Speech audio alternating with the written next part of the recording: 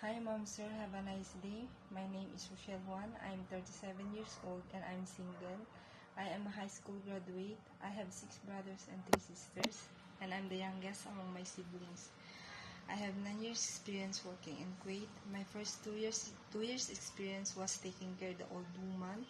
There are 3 members of the family, 1 adult and 2 elderly. My main responsibility was taking care of the old woman because she is a bedridden patient, and cleaning the house, ironing, cooking, and marketing. My last employer for 6 years, there are 2 members of the family, 1 adult and 1 children.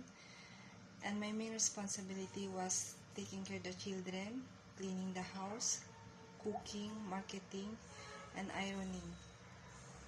I love kids, and if you choose me as your helper, you can't regret because I am a hardworking person, honest and responsible.